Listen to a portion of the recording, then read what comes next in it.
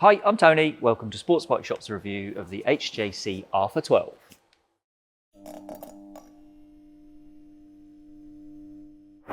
This is the latest in HJC's line of RPHA helmets for sporty road riding and racing. We've had the RPHA-10, the 10 Plus and the 11, and now this, the 12. The first three models have all been very popular helmets, and I think this new one will match up to its predecessors. So let's get into the details. The shell for this helmet is made from HJC's PIM Evo composite materials, which has carbon, aramidic fibres and also some natural fibres for good shock absorption. This size medium weighs in on our scales at 1514 grams. That's not particularly light for a sports helmet, but it is a respectable figure. It's 100 grams heavier than the RPHA-11, but I think this is a more substantial helmet and it is worth the extra little bit of weight, which isn't enough to notice while you're riding anyway. Ventilation comes in through 6 inlets, and then there's an exhaust tucked under the spoiler at the rear of the helmet. The sliding vent under the visor directs air into the eye port, and I found that to be very effective when I wore this helmet on a Suzuki GSX-8R. There are 2 mesh covered vents below that, which appear to channel some air indirectly through the chin bar to make sure there's always some air flowing through into the eye port. On top, the vent just above the eye port here is the most effective, with a direct route for air to flow through to your forehead, and then the 2 on top, which function by rotating these switches towards the back of the helmet, they are really less noticeable in action. I'd say this really is more about allowing warm air that's inside the helmet to escape. It may bring down the general temperature inside the lid, but there's no feeling of air rushing in. The visor on the RPHA-12 is an HJ42, which is all new for this helmet. It runs in a similar fashion to other helmets in HJC's range. And there are 6 steps from fully open to the point where the visor falls into the cracked position. Then a firm push will lock it down. To release that lock, you need to push the rear part of this button and then you can lift the tab.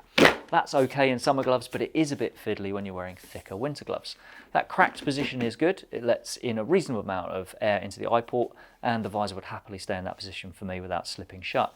It's a relatively large step to the next position, so hopefully that cracked position does give you enough airflow. If you want your visor to stay open while you're riding, I found it would do this when I was travelling at 60 miles per hour, but when I got up to 70, it would then slip down. It will stay in the fully open position though, as there's a certain amount of resistance trying to stop me bringing the visor down one step. The RPHA-12 comes with a Pinlock anti-fog insert. It's the latest 120 XLT, which is the highest grade in terms of mist protection and light transmittance. The Pinlock pins as well, they double as mounts for visor tear-offs if you're going racing. Now, this is a sports helmet, so there's no internal sun visor. For protection against glare, there is an additional tinted visor that's supplied in the box. We've been told by HJC that this extra visor will have a light road legal tint, but some early RPHA-12s came with a darker visor, which strictly speaking is only legal for use on the track. The lack of a sun visor means more frequent swaps from tinted visor to clear and back. It's a quick process. I'd say it take about 20 seconds once you've got the knack, and there's a link in the description below that will take you to our video on how to change the visor. Right, let's go inside. The lining will feel instantly familiar to anyone who's worn an HJC RPHA series helmet before. It's smooth in the sections around the face, and then on top of the head there's a grippier section around there to help the helmet stay in place. It's fully removable, and there are emergency release tabs as well on the cheek pads, and the chin curtain is fitted as standard. And if you're interested, the breath guard that you can see on the chin bar, that's also fitted as standard. There are recesses at the top of the cheek pads to accommodate spectacle arms, and I was able to fit my glasses in there quite easily. The sporty nature of the RPHA-12 means the chin strap fastens with a double D closure. Now, behind that lining there are intercom recesses. As this is a sporty helmet, there's no integration for a specific HJC intercom. That means you can choose your own off-the-shelf intercom, and I would say most units will fit this helmet. Those speaker recesses are large enough even for Cardo's 45mm speakers, which are the biggest around at the moment, and there's room on the shell as well for a control mount. You'll even be able to use the clamp mount, I would say, as there's enough room to slide that between the shell and the helmet's EPS impact liner. Okay, before I sum up, let's cover off sizing, approvals and pricing. The RPHA-12 comes in sizes from extra small to double extra large, and there are 3 shell sizes to cover that range.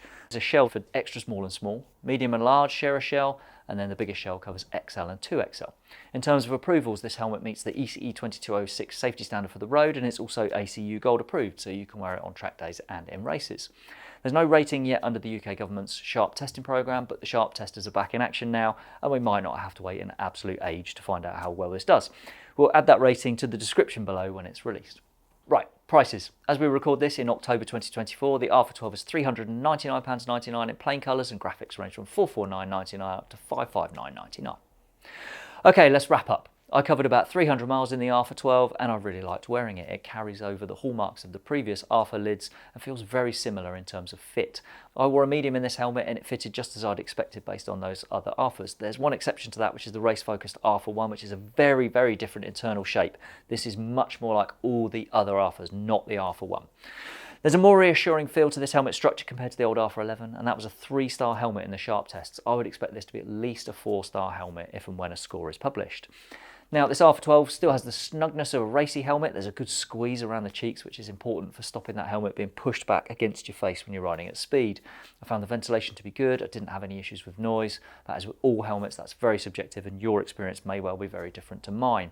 Having the freedom to choose an off-the-shelf intercom is a good thing in most ways as well, but aftermarket add-on comms are always more likely to generate noise than systems that integrate into the helmet. My main issue with this helmet really is the visor. I can see why HJC moved away from the previous system, which had a locking latch on the visor itself that was located centrally. Lots of people broke those latches because they didn't fully understand how to use them, and with this method there is much less chance of breakage. Unfortunately, I don't think the new system is actually better. It's fiddlier, it leaves too big a gap on its second stage of lift for my liking, and the locking mechanism is also harder to use. As a track helmet and for road rides where you can just leave the visor alone, then that's not really an issue, and I guess that is how a lot of people will use this helmet. But as a general road helmet for commuting and trips, then I think that is a bit more of an issue. That aside, I think the RPHA-12 is a good step on from the RPHA-11 without taking away what made that helmet so popular in the first place.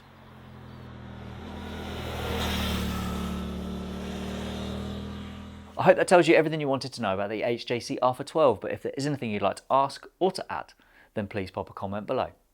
Thanks for watching.